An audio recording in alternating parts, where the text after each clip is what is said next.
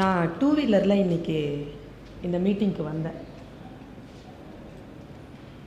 வெளியில் பார்க் பண்ணேன்.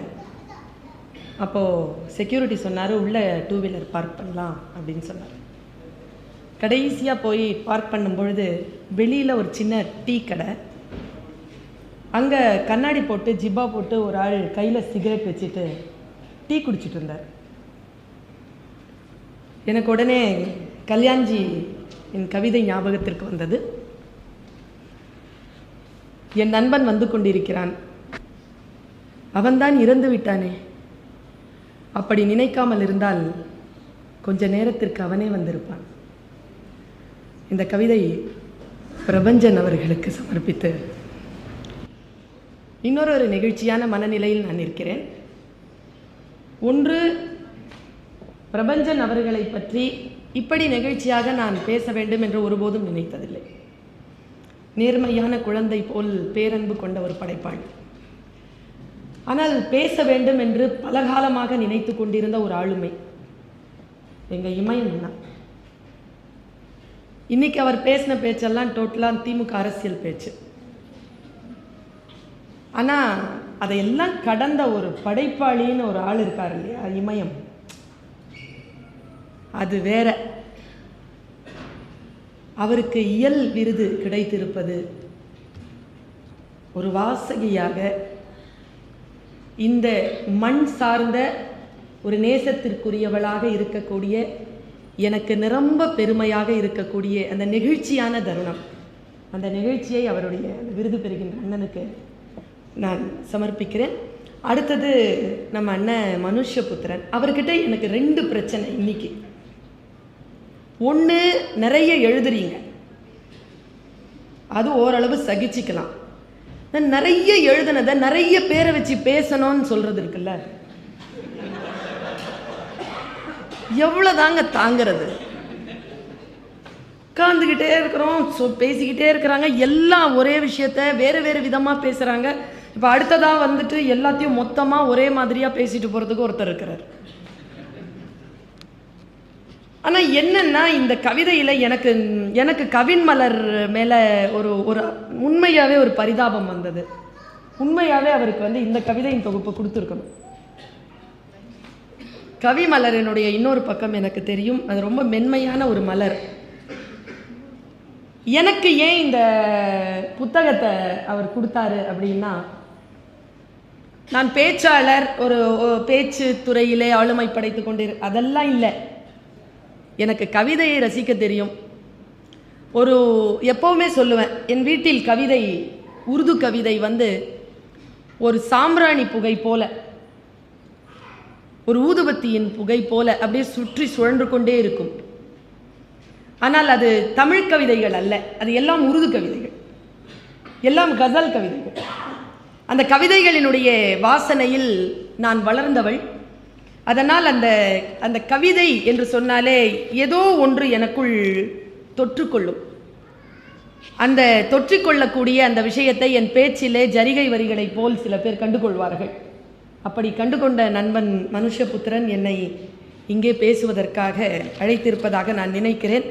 அவரை எனக்கு அவருடைய எழுத்துக்களின் மீது எனக்கு பல்வேறு விதமான கருத்துக்கள் உண்டு. கவிதை என்பது வேறு, கருத்து என்பது வேறு, உரைவீச்சு என்பது வேறு, எல்லாம் வேறு வேறு. இந்த கவிதைகளில் அந்த அரசியல் கவிதைகளை அவர் சொல்லுகின்ற பொழுது அந்த புத்தகத்தை நான் இன்னும் வாசிக்க இல்லை.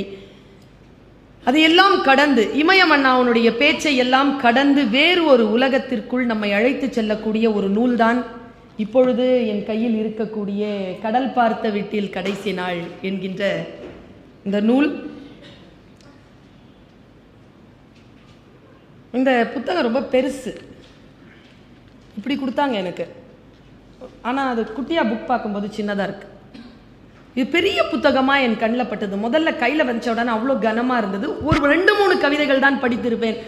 மனசு ரொம்ப கனத்து போச்சு. எடுத்து வச்சுட்டு ஃபோன் பண்ணி சொன்னேன், வாசிக்க முடியல தோழர், இப்படி இருக்குது அப்படின்னா நீங்கள் பேசுங்கள், படித்து முடித்து விட்டு பேசிவிட்டு பிறகு நாம் அதை பற்றி பேசுவோம் அப்படின்ட்டார். நான் இந்த கவிதைகளை ரொம்ப நிறைய பேச போகிறதில்லை, இந்த உணர்வுகளை மட்டும் உங்களோடு நான் கடத்தி விடுகிறேன்.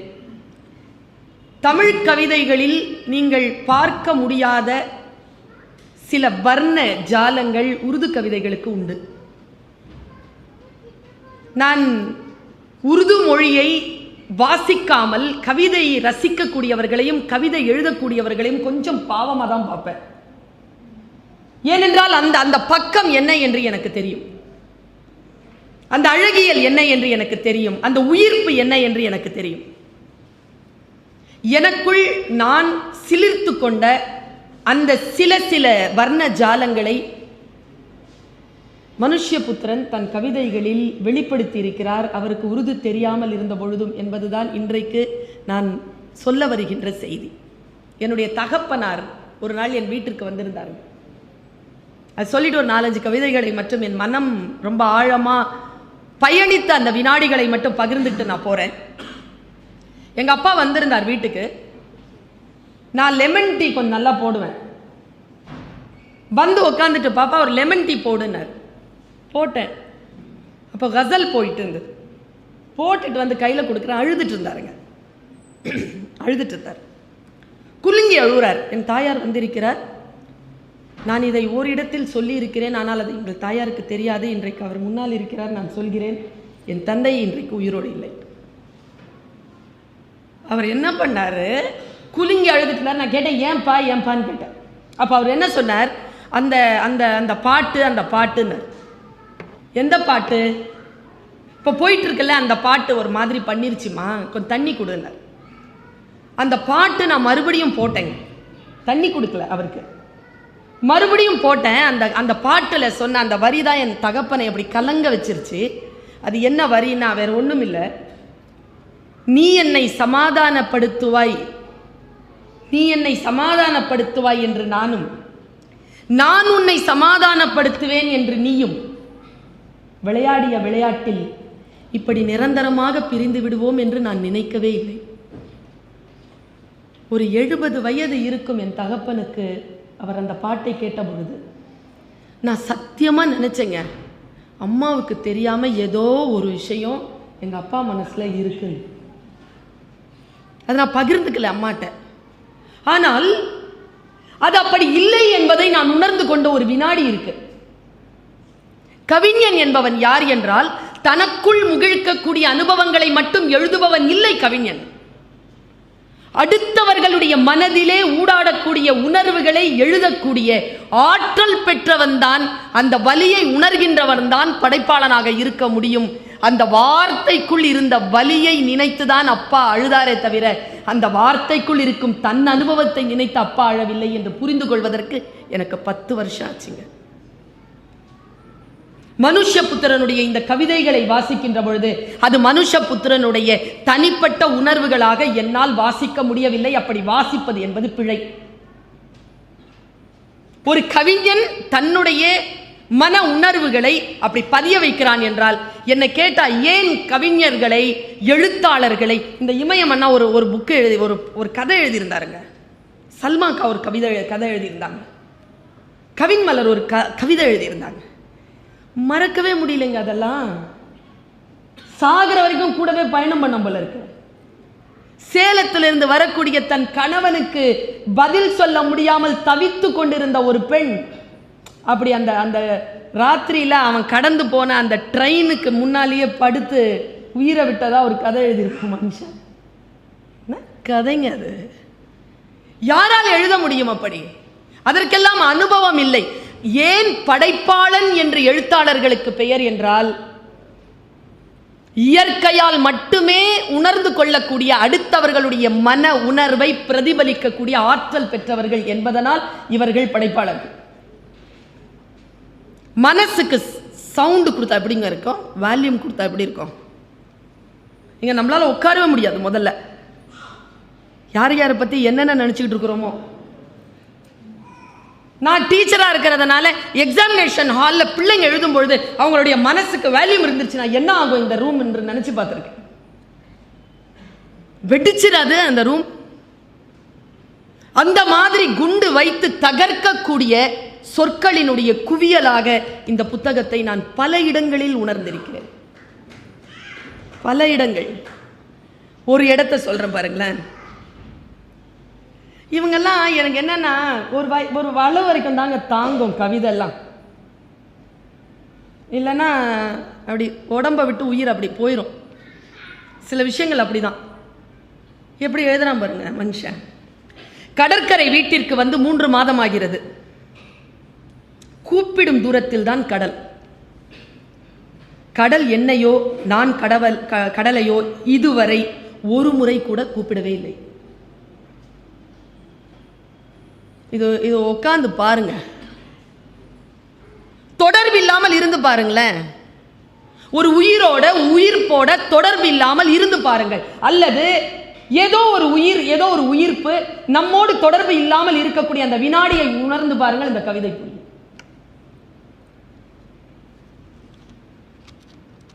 இந்த படிக்கிறதே இவ்வளவு வேதனையா இருக்கு. கூடலாம் எப்படி வேலை செய்யறாங்க இருக்கிறாங்கிறதெல்லாம் ரொம்ப ஆச்சரியம். அந்த குரூப் இவரோட வேலை செய்யறதெல்லாம் எப்படி சாத்தியம் தெரியல. எப்படி தெரியுமா, அதுல வேற பயமுறுத்துற மாதிரி பல விஷயங்கள். கவிதை எழுதிட்டு அதுக்கு கீழே டைம் வேற போடுவார் பாருங்க, அச்சமா இருக்கோங்க. 1 மணி 3 மணி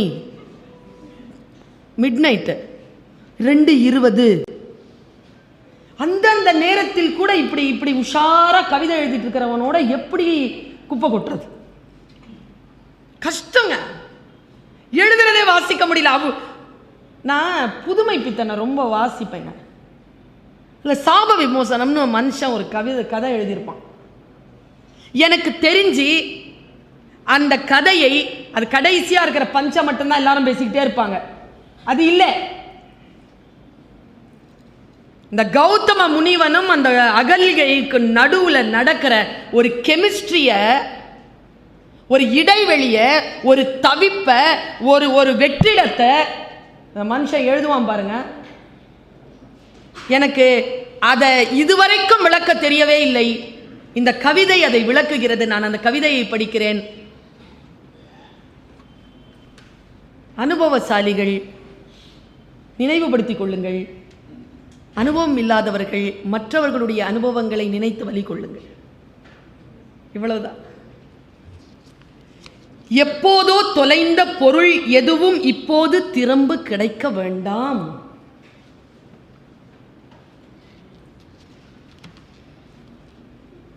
எப்போதோ தொலைந்த பொருள் எதுவும் இப்போது திரும்ப கிடைக்க வேண்டாம். என்றோ காணாமல் போன எவரும் இப்போது திரும்பி வர வேண்டாம். எக்காலத்திலோ இழந்த காதல் ஒன்று இப்போது மீள வேண்டாம். ஏன் திரும்ப கிடைக்கும் எல்லாவற்றிலும் ஒரு நிழல் விழுந்திருக்கிறது. ஒரு வண்ணம் மாறி இருக்கிறது. ஒரு பகுதி உடைந்திருக்கிறது.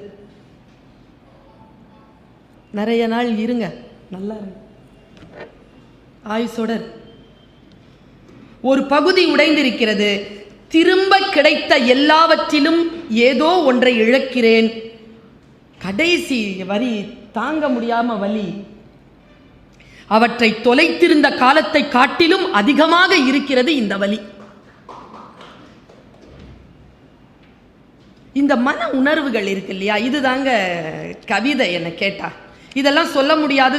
சொல்லக்கூடிய துணிச்சல் நம்ம யாருக்குமே கிடையாது. நான் ஓஷோனுடைய ஒரு புத்தகம் படிச்சிருந்தேன், மறைந்திருக்கும் உண்மைகள். முடிந்தால் படித்து பாருங்கள். அதுல ஒரு விஷயம் எழுதுவாரு.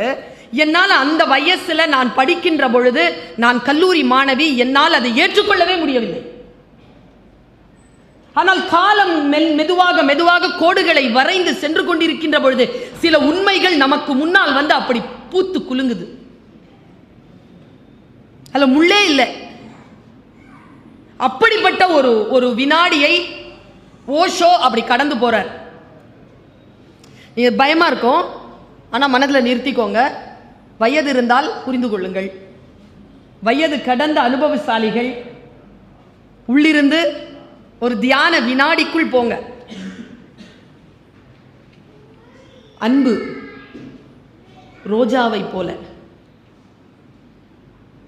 ரோஜா மலர்வதை போல அன்பு முழுமையாக மலர்கிறது. ஓஷோ. அதில் இங்கதான் பயம். அதில் நிரந்தரத்தை தேடாதே, அதில் நிரந்தரத்தை தேடாதே.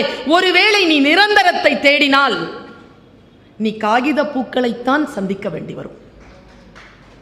இது ஓஷோ. இந்த வினாடியில் மலர்கின்ற அந்த மலர், அந்த அன்பு, அது முழுமையானது. அவ்வளவு அனுபவி. அந்த வினாடியை பொய் என்று சொல்லாதே, பிற்காலத்தில் அதை பொய் என்று கடந்து போகாதே. இது ஓஷோ. இதை எழுத தெரிகிறது மனுஷ்யபுத்திரனுக்கு. அன்பின் ஒரு நிமிடம் கூட இல்லாமல் ஒரு நாள் எப்படி முழுமையாக கடந்து விடுகிறது என்பதை அதிர்ச்சியுடன் நினைக்கிறேன். இது இல்ல கவிதை, இது அவர் உணர்வு. கவிதை என்ன தெரியுமா? ஒரு நிமிடம் மட்டுமே நீடிக்கும் அன்பு கூட இல்லாமல். அதான் கவிதை. அன்பு ஒரு கோபம் போல், கோபம் போல் அன்பு ஒரு வினாடி தான். எத்தனை அளவு அந்த குவான்டிட்டியை கூட்டிக்கிட்டே போறீங்களோ அவ்வளவு பாக்கியசாலிகள் நீங்கள். அவ்வளவுதான். அவ்வளவு சீக்கிரமெல்லாம் முடியறது இல்லை கோபமோ அன்போ. நீட்டிக்கெல்லாம் முடியாது. நீட்டிக்க முடிஞ்சிருச்சுன்னா படைப்பாளனா இருக்கலாம். என்ன கேட்டா இமயம் அண்ணா சொன்னதுல ஒரு சின்ன கரெக்ஷன் போடவா? டீச்சர்ல நான் பேரன்பு படைத்தவன் மட்டும்தான் எழுத்தாளன் இல்லை. ஒரு மனிதன் மீது நடக்கக்கூடிய அநீதியின் பால் பெரும் கோபம் கொள்ளுகின்றவன் கூட எழுத்தாளன் தான். என்ன கேட்டா படைப்பு என்பது பெரும் கோபத்தின் வெளிப்பாடு. ஆனால் அதனுடைய உயிர்ப்பு இருக்கல்ல, அது பேரன்பு. பேரன்பும் பெரும் கோபமும் தான் எழுத்து. அதுதான் கவிதை. இது சொல்றேங்க. இந்த கவிதை நான் சொல்லுகிறேன். உங்களால் பயணிக்க முடியும். ஏன்னா நீங்க உண்மையாவே இவ்வளோ நேரம் உட்கார்ந்துட்டு இருக்கிறீங்கன்னா நீங்கெல்லாம் சூப்பர் சூப்பர். 45 மினிட்ஸ்க்கு மேலெல்லாம் உட்கார முடியாது. ஏதோ ஒன்றுக்காக உட்கார்ந்து இருக்கிறீர்கள். அது ஏதோ ஒன்றுக்கான அந்த புள்ளி ஒருவேளை உங்களுக்கு இந்த கவிதையில் கிடைக்கலாம். அடுக்குமாடி குடியிருப்பின் மாடத்தில் மழை பெய்கிறது. அடுக்குமாடி குடியிருப்பின் மாடத்தில் மழை பெய்கிறது. மாடத்தில் இருந்து காணும் இருளில் மழை பெய்கிறது. காட்சி. இருளில் மறைந்திருக்கும் கடல் மேல் மழை பெய்கிறது. இருளில் மறைந்திருக்கும் கடல் மேல் மழை பெய்கிறது. கடலில் நீந்தும் சிறு மீன் மேல் மழை பெய்கிறது. உணர்ந்து பாருங்க. நான் மழையில் எவ்வளவோ நனைந்து விட்டேன், என் மேல் மழை பெய்யவே இல்லைங்கிறார். உண்மையா சொல்றேங்க. ஒரு கப் காஃபி எடுத்துக்கிட்டு, அதுவும் உங்களுக்கு ஏற்ற மாதிரி ஸ்ட்ராங்கா லைட்டா சுகர் இல்லாமல் காஃபி மட்டும் உட்காந்துக்கிட்டே குடிக்கணும். டீ நடந்து கூட குடிக்கலாம். அது உழைப்பாளர்களின் பானம். காஃபி அப்படி இல்லை. உட்காந்துக்கிட்டு இந்த கவிதையை மட்டும் படித்து பாருங்களேன். மழை என்பது வாழ்வின் ஈரத்தால் தொடப்படுதல். மழை என்பது வாழ்வை ஈரமாய் தொடுதல். இதுதான் இந்த கவிதை என்னை மிக மிக பாதித்தது. என்னை ரொம்ப பாதிச்ச அந்த வினாடிகளை மட்டும் உங்களோடு பகிர்ந்து கொள்கிறேன். ஒரு 2 கவிதைகள் தான். பல நேரங்களில் ஒரு டீச்சரா இருக்கிறேன். 17, 18, 19 வயது குழந்தைகளுக்கு பாடம் நடத்துகிறேன். 16 ஆண்டு காலமாக நடத்துகிறேன் பாடம். 16 ஆண்டு காலமாக 16, 17, 18, 19 இந்த வயசு இருக்கிற பிள்ளைகளோட இருக்கிற முழுமையா இருக்கிற. தற்கொலை எண்ணம் வரும் பாருங்க. அடாலசன்ட்ல இருக்கக்கூடிய குழந்தைகளுக்கு அவ்வளவுதான் எனக்கு தெரியும். ஆனா பல நேரங்களில் நான் யோசிச்சிருக்கேன். வாய் ஏன்? என்ன உணர்வு அது? அது சயனைட் மாதிரி. அதை வாயில வச்சுக்கிட்டு அதை ஸ்வீட் சோறான்னு எழுத முடியாது. எஸ்ன்னு எழுத ஒருத்தன் செத்துட்டாங்க. இது வரைக்கும் அதனுடைய டேஸ்ட் கண்டுபிடிக்க முடியலன்னு சொல்லுவாங்க. அந்த வினாடி வருகின்ற பொழுது அது நிகழ்ந்து விடுகிறது. அந்த வினாடியை ஒரு எழுத்தாளன் படம் பிடிக்கிறான். பல காரணங்கள் உண்டு மனுஷ்யபுத்திரன் இதை எழுதுவதற்கு. இசை சொல்லிட்டு போனார், இதை விட நல்ல கவிதைகள் நீ எழுதிட்ட, அதனால இதை பத்தி எழுதாதன்ட்டு. அப்படிலாம் கிடையாதுங்க. அன்றாடம் எழுதுகின்றவன் அன்றாடம் எதையெல்லாம் உணர்கிறானோ அதை எழுதி கொண்டே இருக்கிறான். பிசாசு போல் எழுதுகிறான். எனக்கு ரொம்ப பிடிச்சதுங்க. அவரு இந்த அந்த பெரிய புக்கை பார்த்துட்டு இத்தினூண்டு ஒரு புக்கை பார்த்துட்டு இப்படி கூட எழுத தெரியுமா உனக்கு? இத்தினூண்டு புக்கு ஒன்று வச்சிருக்கிறாரு கையில். அவர் சொல்றாரு, இமயமன்னா சொல்றாரு, எழுத்தாளர்களை ஏன் கொலை செய்கிறாங்க, எழுத்தாளர்களை ஏன் பயமுறுத்துறாங்க. இங்க பாருங்கண்ணா, இந்த நாட்டில் எழுத்தாளர்கள் தான் பயந்தாங்குழிகள். ஆனால் அவர்கள் எழுதுகின்ற எழுத்து ஒருபோதும் பயம் கொள்வதே இல்லை. அதை பார்த்துதான் எழுத்தாளர்களை இவர்கள் குறிவைக்கிறார். எழுத்தில் தான் முதலில் பிரச்சனையே வெடிக்கும், அது தெரியும். இது தெரிஞ்ச பாசிசவாதிகள் மட்டும்தான் எழுத்தாளர்களை குறிவைப்பார். இருக்கின்றதுலேயே மிகப்பெரிய ஆயுதமே புத்தகம் தானே. அதுக்குள்ள வெடிக்கிற வெடிதானே மிகப்பெரியது. என்னை தற்கொலை செய்து கொள்ளுகின்ற உங்களாலும் என்னாலும் ஒரு நாள் நிறங்கள் என்ற ஒரு புத்தகம் படித்துக் கொண்டிருக்கிறேன். உங்களுக்கும் எனக்கும் தெரியாத ஒன்றை ஒருத்தர் சொல்லிட்டான். கண்ணு தெரியாதுல்ல, நிறைய பேருக்கு கண் தெரியாதுல்ல. கண் தெரியாதவர்கள் ஒரு பொருளினுடைய நிறத்தை எப்படி கண்டுபிடிப்பார்கள் என்று உனக்கும் எனக்கும் தெரியாது. ஒரு எழுத்தாளன் எழுதினான், 16 வயசு வரைக்கும் அவனுக்கு கண்ணு தெரியாது, 16 வயசுக்கு அப்புறம் அவனுக்கு கண்ணு வந்துருச்சு. கண்ணு வந்தவன் கண்ணு தெரியலன்னா எப்படி இருக்கும்னு எழுதினான். எனக்கும் உங்களுக்கும் தான் நிறம். கண்கள் தெரியாதவர்களுக்கு வாசனை தான் நிறம். அவர்களுக்கு பச்சை என்பது வாசனை, நீலம் என்பது வாசனை, ஆரஞ்சு என்பது வாசனை. எனக்கு தெரியாது. அவன் எழுதினான், நான் தெரிந்து கொண்டேன். தற்கொலை செய்து கொள்ளுகின்ற எண்ணம் வருகின்ற பொழுது மனம் எப்படி இருக்கும் என்று எனக்கு தெரியாது. அந்த வினாடி வருகின்ற பொழுது நான் அதற்குள் கடந்து போகிறேன். ஆனால் அதற்குள் கடந்தும் நின்று எழுதி இந்த மனுஷன் இன்னும் உயிரோடு உட்கார்ந்து. இந்த கவிதையை சும்மா அப்படி வாசிக்கிறேன் பாருங்க.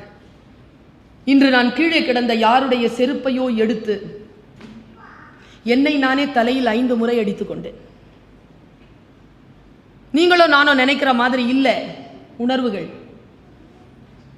ஒரு பென்சிலுக்காக ஒரு குழந்தை சண்டை போட்டுக்குது, 2 பேர். சீ, பென்சிலுக்காகவா? உனக்கு தான் சீ பென்சில், அந்த குழந்தைக்கு அது வாழ்க்கை.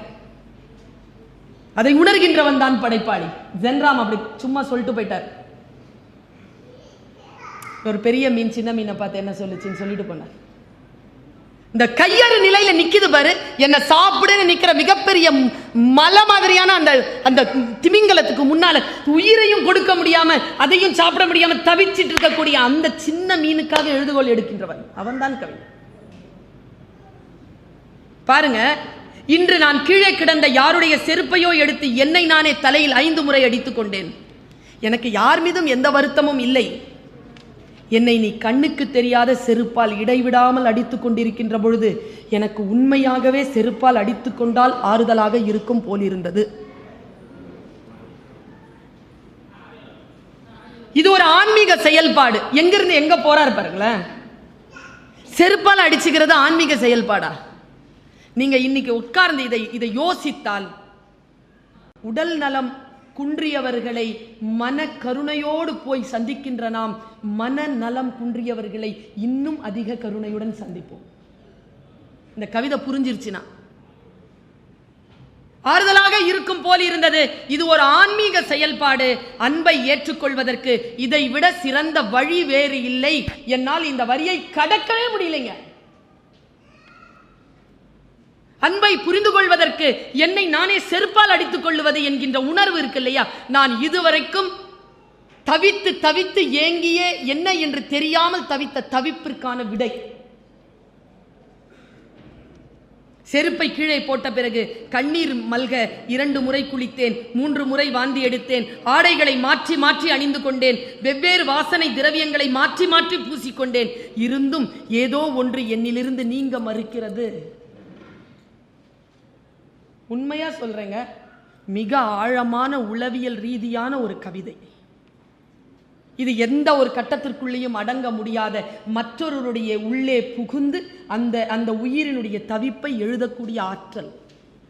சிலர் அனாவசியமாக 4வது மாடியில் இருந்து கீழே குதிக்கிறார்கள். பிளேடால் மணிக்கட்டின் நரம்பை அறுத்துக் கொள்கிறார்கள். பூச்சிக்கொல்லி மருந்தை எடுத்து குடிக்கிறார்கள்.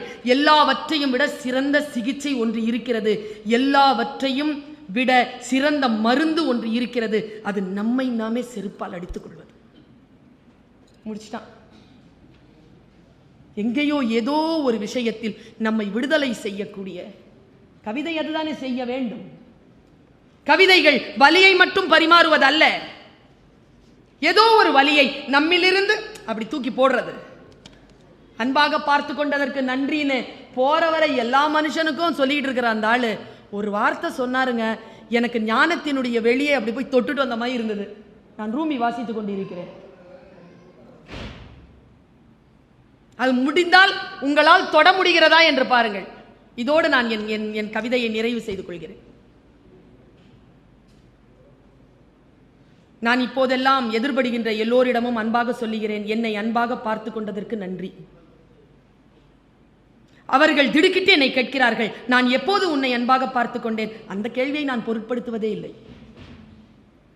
எனக்கு தவித்த வாய்க்கு ஒரு மிடறு தண்ணீர், வழி கேட்டால் வழி சொல்பவர்களிடம், மணி கேட்டால் மணி சொல்பவர்களிடம், கூட்டமான பேருந்தில் சற்றே நகர்ந்து இடம் தருபவர்களிடம், நடுத்தெருவில் கீழே விழும்போது கை கொடுத்து தூக்கி விடுபவர்களிடம், என்னிடம் தன்னை ஒப்பு கொடுத்தவர்களிடம், நான் என்னை ஒப்பு கொடுக்க கருணையுடன் கதவு திறந்தவர்களிடம், ஒரே ஒரு நிமிடம் என் கைகளை பிடித்துக் கொள்கின்றவர்களிடம், ஒரே ஒரு வினாடி என்னை பிரியமாக உற்று பார்க்கின்றவர்களிடம், எல்லோரிடமும் நான் சொல்லுகிறேன், என்னை அன்பாக பார்த்து கொண்டதற்கு நன்றி. இது இது இது இது ஓகேங்க. அவர் ஒரு கவிஞனுடைய பேரன்பு தெரியுது. எங்க தெரியுமா, நான் மிரண்டு போனேன். நான் போய் அப்படி தொட்ட இடம் எது தெரியுமா? பார்த்து கொள்ளும் பொறுப்பை ஒரே ஒருவரிடம் சுமத்தாதீர்கள். எனக்கு தெரிஞ்சு 57 வயசு பொண்ணு ஒருத்தி, சரியா, டிவோர்ஸ் கேட்டாங்க. கல்யாணம் ஆகி 27 வருஷம். 25 வயசுல பொண்ணு கல்யாணம் பண்ணி கொடுத்தாச்சு. டிவோர்ஸ் கேட்குது. ஏன்னு கேட்டா, கவுன்சிலிங்க்கு வந்தவங்க ஏன்னு கேட்டா என்ன பதில் சொன்னாங்க தெரியுமா? புருஷன் அடிக்கிறானா? இல்லை, நான் 3 மாதம் வெயிட் பண்ணேன், பிள்ளைக்கும் எதுவும் கல்யாணம் ஆயிடுச்சு, ஒன்றும் பிரச்சனை இல்லை, என்னை இந்த ஆள் கிட்ட இருந்து விடுதலை கொடுத்துருங்க. ஏன்னு கேட்டால் தப்பாக பேசுகிறாரா? இல்லை. இல்லை சந்தேகப்படுறாரா? இல்லை. தப்பான வாழ்க்கை ஏதாவது இருக்கா? இல்லை. குடிக்கிறாரா? இல்லை. சாப்பாடு ஏதாவது போடாமல்? இல்லை. பின்ன ஏன்? காலையில் போவா நாங்கள் மனுஷன் போயிட்டு மார்க்கெட் போய் சாப்பாடுக்கான விஷயம்லாம் வாங்கிட்டு வந்துட்டு கொடுத்துருவாராம் 6:30 மணிக்கு. 7:30 மணிக்கு காலை டிஃபன் 2 சட்னியோட ஒரு சாம்பார், மத்தியானத்துக்கு 3 காயோட கீரையோட சோறு, மறுபடியும் 3:30 மணிக்கு டிஃபனு காஃபி, நைட்டுக்கு மறுபடியும் சாப்பாடு. எதுவுமே ரிப்பீட் ஆகக்கூடாது, ஒரே சாப்பாடு அடுத்த வேளைக்கு சாப்பிட மாட்டார். போதங்க, என்னால் முடியல, நான் போறேங்குது அந்த அம்மா. அந்த அம்மா டிவோர்ஸ் கேட்டதுக்கு காரணம் ஜட்ஜ் என்ன தெரியுமா சொன்னார்? மேடம் 65 வயசு அவருக்கு, இன்னும் எவ்வளோ நாள் கேட்க போகிறார்? இதெல்லாம் செய்யாதீங்க. அதுக்கு அந்த அம்மா சொன்னது தாங்க பஞ்சு. நான் இப்படி சோறாக்கி போட்டுட்டே இருந்தா அந்த ஆள் 95 வயசுக்கு முன்னால் போக மாட்டான். என்னை விட்டுடுங்க. எவ்வளோ வலிக்கும் தெரியுமா? ஒருவரிடமே பொறுப்புகளை சுமத்தாது. மனுஷன் சொல்லிட்டு அடுத்த கட்டத்திற்கு போனான் பாருங்க. பார்த்து கொள்ளும் பொறுப்பை ஒரே ஒருவரிடம் சுமத்தாதீர்கள். ஒரே ஒரு காதலுக்கு அதை நிபந்தனை ஆக்காதீர்கள். என்னை பாருங்கள், இரவு இன்று பொழியும் நிலவிடம், இன்று பகல் பொழிந்த மழையிடம் கூட கூறினேன், என்னை அன்பாக பார்த்து கொண்டதற்கு நன்றி. நான் காலிபனுடைய ஒரு கவிதையை சொல்லி முடிச்சிடுறேன். இதில் நிறைய காதல் பற்றிய நிறைய விஷயங்கள் இருக்கு. நான் அதை தொடர்றதுக்கு நேரம் இல்லை. அண்ணன் சிவா அவர்கள் பேச வேண்டும். காலிபனுடைய கவிதையினுடைய சாராம்சத்தை மட்டும் சொல்லிட்டு போயிடுறேன். இதுதான் மனுஷ்யபுத்திரன் சொல்ல வருகின்ற அன்பு, சொல்ல நினைக்கின்ற காதல். காட்சி படுத்திக்கோங்க. ஒரு மரம், மிர்சா காலிப் எழுதுகிறான். ஒரு மரம், அந்த மரம் காற்றடிக்க ஆடுது. ஆடிக்கொண்டே அது ஒரு விஷயத்தை சொல்கிறது. என்ன சொல்லிச்சு தெரியுமா? பல்லாண்டு காலமாக இத பேசுறது மரம் இல்லை, அசையும் பொழுது அசைற இலை. காட்சி இன்னும் கொஞ்சம் பர்ஃபெக்டா உள்ள போகுது. இலை சொல்லுதுங்க காத்துக்கிட்ட, நான் இதை வாசித்து என்னால அதை கடந்து வர முடியல.